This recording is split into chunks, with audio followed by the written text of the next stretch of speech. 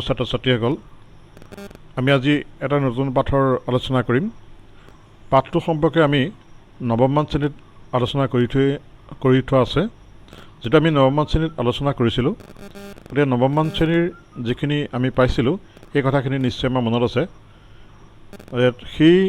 পাঠটো হ'ল স্থানাংক জ্যামিতি। সেই স্থানাংক জ্যামিতি সম্পৰ্কে আমি নৱমমান শ্ৰেণীত কিখিনি কথা পাইছিলোঁ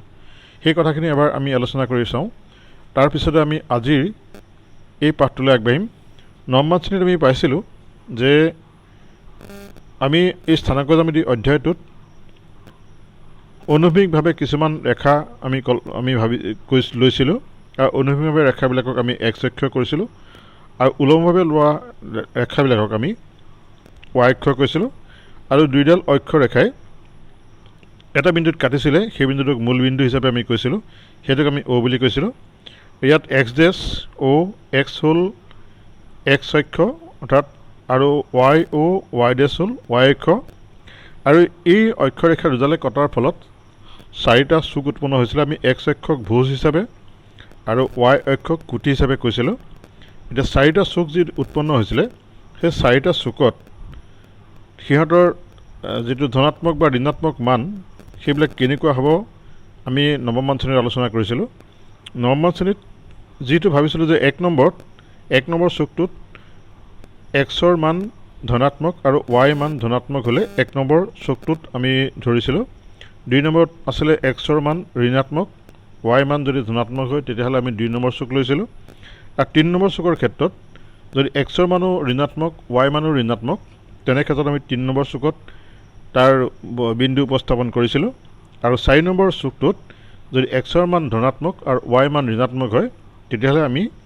মানটো বহাইছিলোঁ। এতিয়া এই কথাখিনিৰ ওপৰত ভিত্তি কৰি আমি আজিৰ পাঠলৈ আগবাঢ়োঁ। আজিৰ পাঠটো হ'ল যে আমি এইটোক আমি স্থানাংক প্ৰণালী বুলি কওঁ।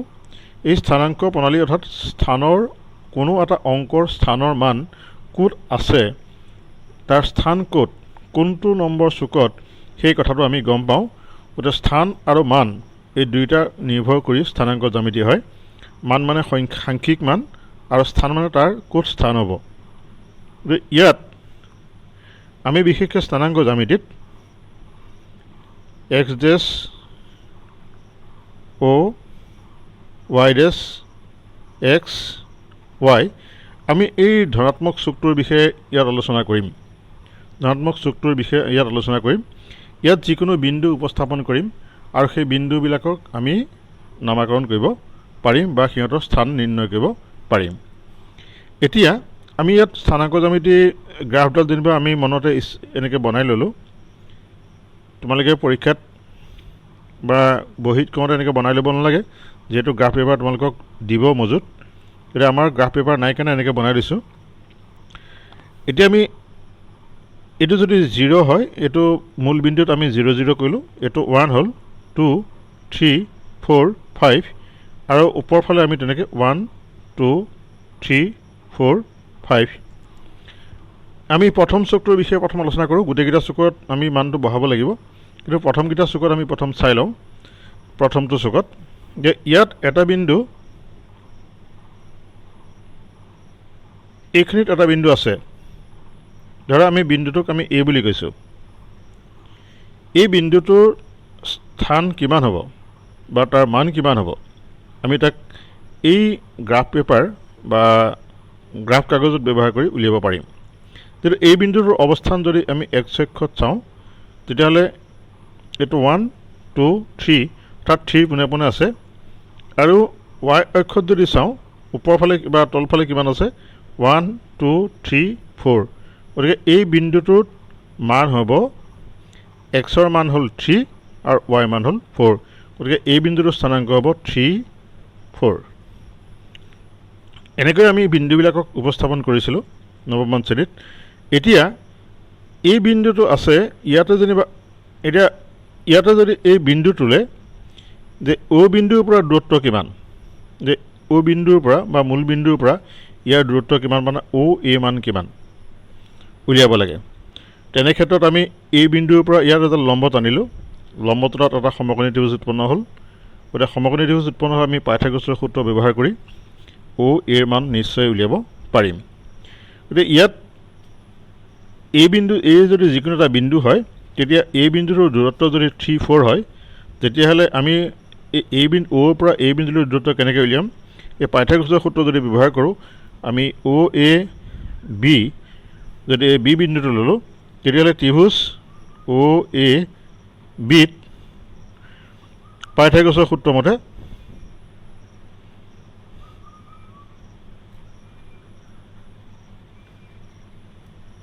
গোৰাছৰ সূত্ৰ মতে আমি উলিয়াব পাৰিম O A square is equal A B square plus O B square এইটো নিশ্চয় বুজি পাইছা তোমালোকে যে অ এ স্কোৱাৰ হ'ল অতিভুজৰ স্কোৱাৰ সমান এ B square plus O B square গতিকে আমি যিহেতু ইয়াত আমি পালোঁ অ এ বিৰ মান আমি পালোঁ যিহেতু প্ৰথমটো এক্সৰ মান দ্বিতীয়টো ৱাইৰ মান গতিকে এ বিৰ মান হ'ল 4 অৰ্থাৎ এই বিন্দুটোলৈ দূৰত্ব হ'ল অ'ৰ পৰা এইটো মূল বিন্দুৰ পৰা এই বিন্দুলৈ দূৰত্ব হ'ব 4 গতিকে ইয়াত মান 4 বহাম 4 স্কোৱাৰ আৰু অ বি অৰ্থাৎ ইয়াত 3 হ'ব 3 স্কোৱাৰ গতিকে হ'ব 25 অ এ স্কোৱাৰৰ মাপ এতেকে অ এৰ মাপ হ'ব √25 ইজুৱেল 5 হ'ব গতিকে অ এৰ মাপ যেহেতু 5 গতিকে আমি এই সমতলখনত থকা যিকোনো এটা বিন্দুৰ ক্ষেত্ৰত মূল বিন্দুৰ পৰা দূৰত্ব উলিয়াব পাৰিম আমি এই বিন্দুটোক যদি এনেকৈ কল্পনা কৰোঁ যে আমি বিন্দুটোৰ মান আমি সংখ্যা যেনেকৈ ল'লোঁ সংখ্যা নোলোৱাকৈ যদি চাওঁ যে এইখিনিত এটা বিন্দু আছে পি এইটো হ'ল এক্স ৱাই বিন্দুটোৰ মান হ'ল এক্স ৱাই তেতিয়াহ'লে আমি যদি উলিয়াই চাওঁ এক্স ৱাই মান কিমান হ'ব এইটো বিন্দুটো হ'ল পি এক্স ৱাই তেতিয়াহ'লে অ' বিন্দুৰ পৰা অ' পিৰ দূৰত্ব কিমান হ'ব অ' পিৰ দূৰত্ব কিমান হ'ব আমি উলিয়াব লাগে তেনে ক্ষেত্ৰত আমি এক্স অৰ্থত যে ইয়াৰ পৰা আমি এম দিলোঁ অ' এমৰ মান হ'ল এক্স আৰু পি এমৰ মান হ'ল ৱাই গতিকে অ' এমৰ মান হ'ল এক্স আৰু পি এমৰ মান হ'ল ৱাই গতিকে এই আগতে পোৱা জ্যামিতিটোৰ দৰে আগতে পোৱা আমি মান থকা যিটো আমি উদাহৰণ কৰিছিলোঁ তাৰ দৰে যদি চাওঁ তেতিয়াহ'লে ইয়াৰ মান অ' পিৰ মান কিমান হ'ব অ' পি ইজ ইকুৱেল √এক্স স্কোৱাৰ প্লাছ ৱাই স্কোৱাৰ কাৰণ এই কথাটো আমি চাওঁ অ' এ স্কোৱাৰ মান কিমান √4 স্কোৱাৰ প্লাছ 3 স্কোৱাৰৰ আমি বৰ্গমূল লৈছোঁ √3 স্কোৱাৰ 4 স্কোৱাৰ প্লাছ 3 স্কোৱাৰ আমি বৰ্গমূল লৈছোঁ গতিকে আমি এক্স স্কোৱাৰ আৰু ৱাই স্কোৱাৰ যোগ কৰি তাৰ বৰ্গমূল ল'ব লাগিব গতিকে এইটোৱে আমাক এটা সূত্ৰ যে মূল বিন্দুৰ পৰা কোনো বিন্দুৰ যদি দূৰত্ব দিয়া থাকে তেতিয়াহ'লে আমি মূল বিন্দুৰ পৰা সেই বিন্দুটোৰ দূৰত্ব উলিয়াব পাৰিম গতিকে মূল বিন্দুৰ পৰা দূৰত্ব উলিওৱা সূত্ৰটো হ'ল যে √x square plus Y square য'ত এক্সটো হ'ল বিন্দুটোৰ এক্স স্থানাংক আৰু ৱাই হ'ল বিন্দুটোৰ ৱাই স্থানাংক গতিকে এনেকুৱা যিকোনো এটা বিন্দু আমাক যদি মুখতে কৰিবলৈ দিয়ে যে 3 5 বিন্দুটোৰ মূল বিন্দুৰ পৰা দূৰত্ব উলিওৱা তেনে ক্ষেত্ৰত আমি মূল বিন্দুৰ পৰা দূৰত্ব কি কৰিম √3 স্কোৱাৰ প্লাছ 5 স্কোৱাৰ গতিকে এনেকৈ আমি উলিয়াব পাৰিম 3 স্কোৱাৰ মানে 9 5 স্কোৱাৰ মানে 25 গতিকে 9 প্লাছ 25 সমান 33 বৰ্গমূল থাকি যাব √33 সেইটো 33 একক হ'ব গতিকে আমি যিকোনো বিন্দুৰ ক্ষেত্ৰত মুখতে এই সূত্ৰ ব্যৱহাৰ কৰি যিকোনো বিন্দুৰ মাজৰ যিকোনো বিন্দু মূল বিন্দুৰ পৰা দূৰত্ব উলিয়াব পাৰিম গতিকে এইটো সূত্ৰ আমি মনত ৰাখিব লাগিব তোমালোকে এনেকুৱা কেইটামান নিজে মনতে সাজি বা কিতাপত থকা প্ৰশ্ন অভ্যাস কৰিবা যাতে আমাৰ এই সূত্ৰটো আওৰাত সহজ হয় ফটকৈ মনত ৰয় গতিকে আমি যিকোনো বিন্দুৰ ক্ষেত্ৰত মূল বিন্দুৰ পৰা দূৰত্ব উলিয়াবলৈ হ'লে সেই বিন্দুটোৰ যিটো স্থানাংক সেই স্থানাংক দুটাক বৰ্গ কৰি যোগ কৰি তাৰ বৰ্গমূল ল'ব লাগিব গতিকে আমি যিহেতু ইয়াত এটা মান উলিয়াই থৈছোঁ তেনেদৰে আমি পাইথাগোৰাছৰ সূত্ৰ ব্যৱহাৰ কৰি ইয়াৰ মানটো উলিয়াইছোঁ ইয়াৰ পিছতে আমি চাওঁ যে অক্ষৰেখাৰ তলত আমি যদি কল্পনা কৰি চাওঁ x ডেছ o x ডেছ y ডেছ x o y ইয়াত দুটা বিন্দু আছে এটা হ'ল a এটা হ'ল b আমি ধৰি ললো a মান 3 b মান 5 তেতিয়াহ'লে a b ৰ মাজৰ দূৰত্ব কিমান যে a মান হ'ল 3 b মান হ'ল 5 গতিকে এই মাজৰ দূৰত্বটো কিমান মাজৰ দূৰত্ব আমি উলিয়াবলৈ হ'লে আমি কি কৰিব লাগিব যে o ৰ পৰা প্ৰথম আমি a লৈকে মান ল'ব লাগিব তাৰ পিছত আমি o ৰ পৰা b লৈকে উলিয়াব লাগিব তাৰ পিছত o ৰ পৰা আমি a লৈকে উলিয়াব লাগিব অৰ্থাৎ o ৰ পৰা b লৈ মান হ'ল 5 o ৰ পৰা a লৈ মান হ'ল 3 গতিকে মাজৰ মানটোত কিমান হ'ব আমি 5 ৰ পৰা 3 b দিব লাগিব গতিকে b a আৰু b মাজৰ দূৰত্ব আমি কেনেকৈ পাম 5 minus 3 গতিকে সেই কথাটোকে আমি যদি ইয়াত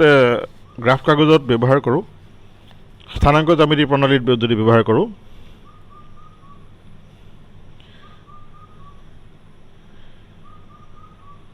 ইয়াত এটা বিন্দু আছে x1 ইয়াত এটা বিন্দু আছে x2 তেতিয়াহ'লে x1 আৰু x2ৰ মাজৰ দূৰত্ব কিমান আমি সেই আগৰ সূত্ৰ ব্যৱহাৰ কৰি ক'ব পাৰিম x2 minus x1 গতিকে সিহঁতৰ মাজৰ দূৰত্ব x1 x2ৰ মাজৰ দূৰত্ব হ'ব x2 minus x1 অৰ্থাৎ এইটো আমি যদি a বিন্দু ধৰোঁ এইটো যদি b বিন্দু ধৰোঁ তেতিয়াহ'লে a b মান হ'ব x2 minus x1 তেনেকৈ আমি y অক্ষত যদি দুটা বিন্দু লওঁ এটা p বিন্দু এটা q বিন্দু ইয়াৰ মান যদি y1 y2 হয় তেতিয়াহ'লে pq মান কিমান হ'ব pq মান হ'ব y2 minus y1 কেনেদৰে হ'ল আমি এবাৰ চাওঁ যে ইয়াৰ পৰা ইয়ালৈকে দূৰত্বটো হ'ল y2 ইয়াৰ পৰা ইয়ালৈকে অৰ্থাৎ মূল বিন্দুৰ পৰা p বিন্দুলৈ দূৰত্ব হ'ব y1 গতিকে আমি এই মাজৰ খণ্ডটো যেতিয়া উলিয়াব লাগিব এই মাজৰ খণ্ডটো কেনেকৈ উলিয়াম যে গোটেই খণ্ডটোৰ পৰা যদি তলৰ খণ্ডটো বিগ দি দিওঁ তেতিয়াহ'লে এই মাজৰ খণ্ডটো আমি পাম গতিকে y2 ইয়াৰ পৰা ইয়ালৈ y2 ইয়াৰ পৰা ইয়ালৈ y1 গতিকে y2ৰ পৰা y1 বিগ দিব লাগিব গতিকে একে অক্ষৰেখাত যদি থাকে x বিন্দুটোৰ xৰ স্থানাংক এই বিন্দুটোৰ স্থানাংক হ'ব x আৰু x1 0 আৰু x2 0 উদাহৰণস্বৰূপে মই এই কথাটোকে আকৌ এবাৰ কৈছোঁ তোমালোকক যে আমি এডাল অক্ষৰেখা ৰাখিলোঁ এইটো 3 এইটো 5 এইটো 6 এইটো 9 তেতিয়া এই বিন্দুটোৰ স্থানাংক কিমান হ'ব মূল বিন্দুৰ পৰা এই বিন্দুৰ স্থানাংক আমি যদি লিখিবলগীয়া হয় এইটো হ'ল xৰ মান 3 y মান 0 কাৰণ ইয়াত ওপৰলৈও যোৱা নাই তললৈও যোৱা নাই ইয়াত অনুভূমিক ৰেখাত আছে এই বিন্দুটোৰ স্থানাংক হ'ব 5 0 তেনেদৰে এই বিন্দুৰ স্থানাংক কিমান হ'ব ইয়াত x অক্ষত নাই যোৱা x অক্ষত 0 গতিকে y অক্ষত গৈছে 6 কিন্তু x অক্ষত 0 গতিকে 0 6 এইটো তেনেকৈ হ'ব 0 9 গতিকে অক্ষৰেখাত থকা যদি যিকোনো বিন্দুৰ x অক্ষত থাকিলে সি y মান 0 হয় y অক্ষত থাকিলে সি x ৰ মান 0 হ'ব গতিকে আমি এনেকৈ উলিয়াব পাৰিম এতিয়া আমি অক্ষৰেখাত থকা দুটা বিন্দুৰ বিষয়ে আমি চাওঁ আমি ইয়াতে গম পালোঁ যে x অক্ষত থকা দুটা বিন্দুৰ মাজৰ দূৰত্ব আমি কেনেকৈ উলিয়াব পাৰিম আমি এডাল অক্ষৰেখাত এটা বিন্দু আছে p বিন্দু এটা বিন্দু আছে q বিন্দু দুটা বিন্দু আমি চালোঁ এটা বিন্দু p এটা বিন্দু q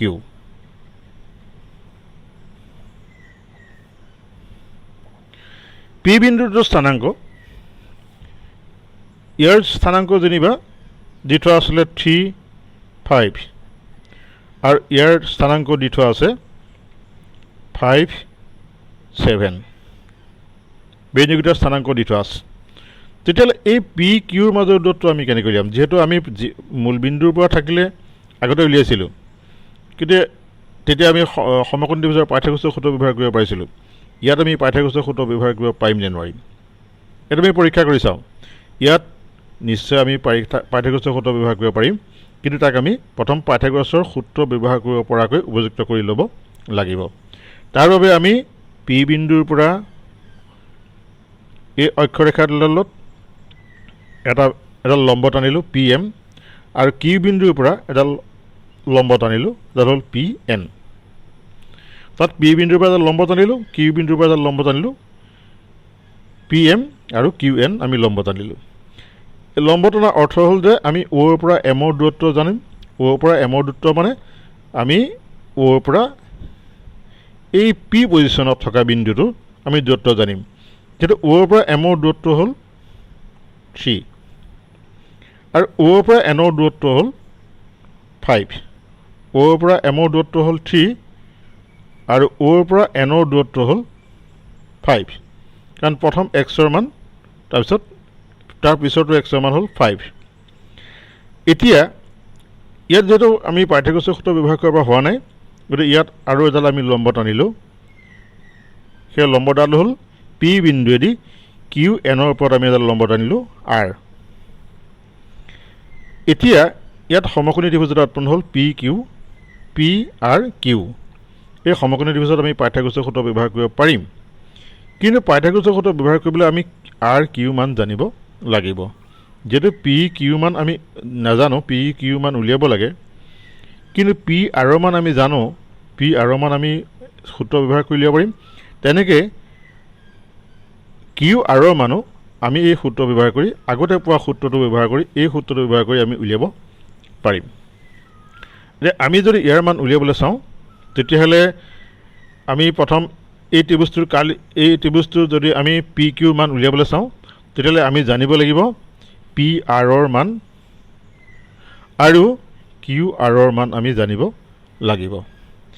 পি আৰৰ মানটো কিমান হ'ব যদি অ'ৰ পৰা এনলৈ দূৰত্বক পি আৰৰ মান কিমান হ'ব এম এনৰ সমান হ'ব এম এনৰ মান কিমান হ'ব পি আৰৰ মান যিমান এম এনৰ মান কিমান এম এনৰ মান কিমান হ'ব অ'ৰ পৰা এনলৈ যিমান দূৰত্ব তাৰ পৰা অ' এমটো বিয়োগ দিব লাগিব তেনেকৈ কিউ আৰৰ মান কিমান হ'ব যে কিউ এনৰ পৰা পি এমটো বিয়োগ দিব পি এমটো বিয়োগ দিব লাগিব গতিকে ইয়াত তেতিয়াহে আমি কিউ আৰৰ মান পাম কিউ এনৰ পৰা পি এমটো বিয়োগ দিব লাগিব যেহেতু পি এমৰ মান কিমান আমি জানো পি এমৰ মান হ'ল 5 আৰু কিউ এনৰ মান হ'ল 7 গতিকে পি এমৰ পৰা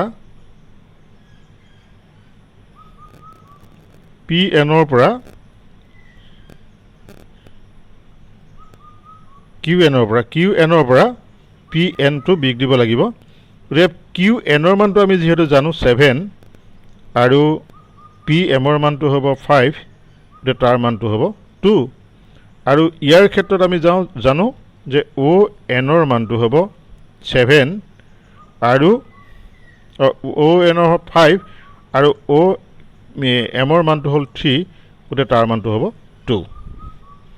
গতিকে আমি এইকেইটা মান উলিওৱাৰ পিছত এতিয়া সেই পাইথাগোৰাছৰ সূত্ৰ ব্যৱহাৰ কৰি ইয়াৰ মানটো উলিয়াব পাৰিম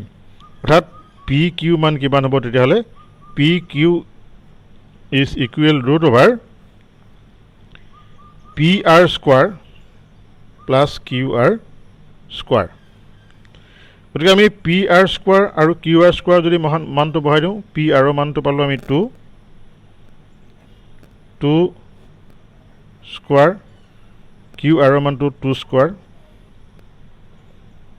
তাৰ মানটো হ'ব 4 প্লাছ 4 ইজুকেল √over 8 তাৰ মানটো হ'ব 4 × 2 4 বৰ্গমূল হ'ব 2 আৰু √over 2 হ'ব গতিকে আমি এনেকৈ উলিয়াব পাৰিম এতিয়া এই বিন্দুকেইটাক আমি মান নিদি যদি আমি এনেকৈ লওঁ এই কৰা নিয়মটোতে যে পি বিন্দুটোত আমি x1 y1 ল'লোঁ আৰু কিউ বিন্দুটোত x2 y2 ল'লোঁ তেতিয়াহ'লে এই পি কিউ দূৰত্ব কিমান হ'ব আমি ইয়াত কৰা নিচিনাকৈ যদি চাওঁ তেতিয়া আমি পাম যে x2 minus x1 5 minus 3 তাত x2 minus x1 তাক আমি হোল স্কোৱাৰ কৰিছোঁ প্লাছ y2 minus y1 তাক আমি হোল স্কোৱাৰ কৰিছোঁ গতিকে আমি এনেকৈ লিখিব পাৰিম পি কিউ মাজৰ দূৰত্ব হ'ব root over X square x2 minus x1 whole square P Q মান হ'ব plus y2 minus y1 whole square ইয়াৰ আগৰটো আমি সূত্ৰৰ দৰে ইয়াৰ এই সূত্ৰটো আমি উলিয়াব পাৰিম গতিকে এই সূত্ৰটোক পি কিউ ইজ ইকুৱেল দুটা পি কিউ এটা হ'ল পি আৰু কিউ বিন্দুৰ মাজৰ পি বিন্দুৰ যদি স্থানাংক আমি x1 y1 আৰু কিউ বিন্দুৰ স্থানাংক যদি x2 y2 হয় তেতিয়া পি কিউ মান হ'ব root over x2 minus x1 whole square plus y2 minus y1 whole square ইয়াক আমি দূৰত্বৰ সূত্ৰ বুলি ক'ব পাৰিম এই পাঠটোত আমি এই দূৰত্বৰ সূত্ৰ ব্যৱহাৰ কৰি অনুশীলনীৰ প্ৰশ্নবিলাকৰ উত্তৰ কৰিব লাগিব গতিকে আমি এই দূৰত্বৰ সূত্ৰটো মনত ৰাখিব লাগিব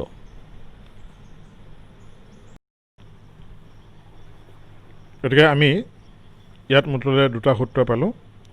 মূল বিন্দুৰ পৰা পি বিন্দু অৰ্থাৎ এক্স ৱাই যিকোনো স্থানাংক থাকিলে তাৰ দূৰত্ব হ'ব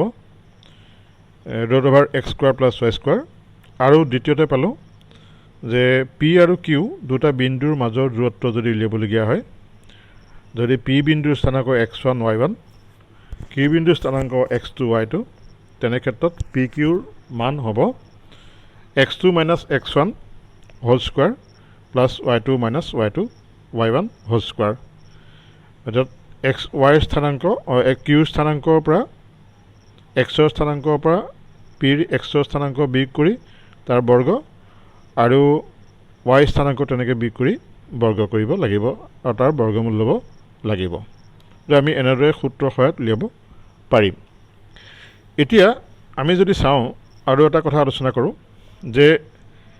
এটা বিন্দু আছে এ এটা বিন্দু আছে বি এটা বিন্দু আছে চি তিনিটা বিন্দু আছে এই বিন্দুকেইটা একেটা বিন্দুৰ মাজেদি যদি আমি টানো এডাল লেখা হ'ব যদি একেটা বিন্দুৰ মাজেৰে যায় তেতিয়া এডাল লেখা হ'ব যদি একেটা বিন্দুৰ মাজেৰে নাযায় ইয়াত এটা আছে ইয়াত এটা আছে ইয়াত এটা আছে তেতিয়া একেডাল লেখাৰ মাজেৰে নগ'লে এ বি চি এডাল লেখা নহ'ল কিন্তু যদি একেটা বিন্দুৰ মাজেদি যায় তেতিয়া এডাল ৰেখা হ'ব যদি ৰেখা হ'বলৈ হ'লে বিন্দু তিনিওটা এক বিন্দুগামী হ'ব লাগিব যদি এক বিন্দুগামী হ'বলগীয়া হয় তেতিয়াহ'লে হ'ব লাগিব A B plus B C is equal আমি চাওঁ এ বি আৰু বি চি যোগ কৰিলে আমি কি পাম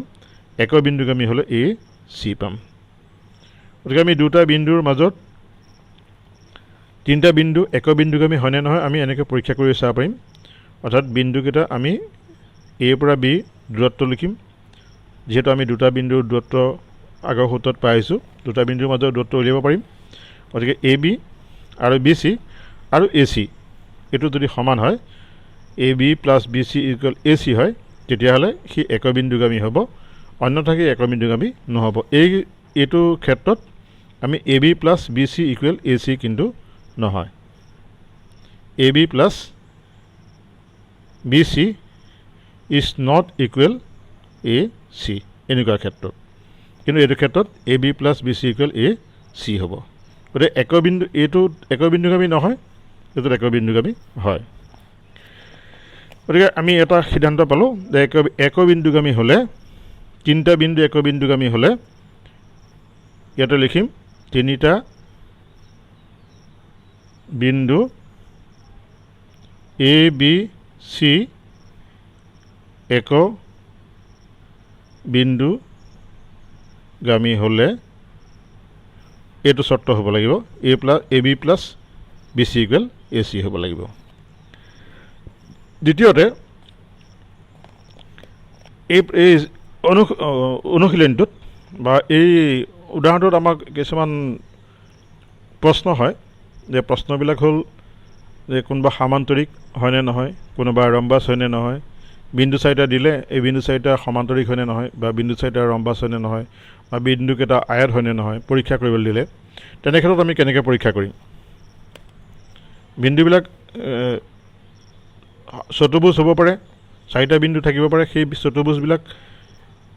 কি হ'ব পাৰে? আয়ত হ'ব পাৰে, বৰ্গ হ'ব পাৰে, ৰম্বাছ হ'ব পাৰে, কি হ'ব পাৰে সেইটো আমি পৰীক্ষা কৰি চাব পাৰিম। গতিকে কেনেকৈ পৰীক্ষা কৰিম? আমি এই দূৰত্বৰ সূত্ৰৰ পৰা আমি সিহঁতক পৰীক্ষা কৰি চাব পাৰিম। কেনেকৈ পৰীক্ষা কৰিম তাৰ কিছুমান লক্ষণ আছে, যে সেই লক্ষণবিলাক আমি পৰীক্ষা কৰি চালে আমি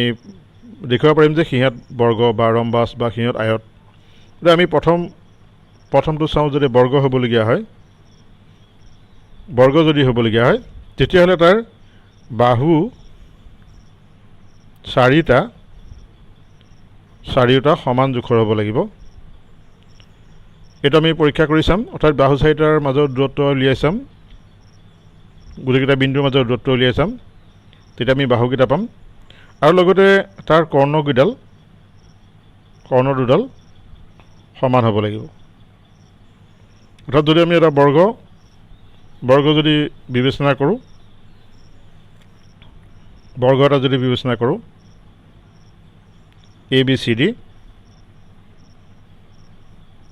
তাত এৰ পৰা বিৰ দূৰত্ব, বিৰ পৰা চিৰ দূৰত্ব,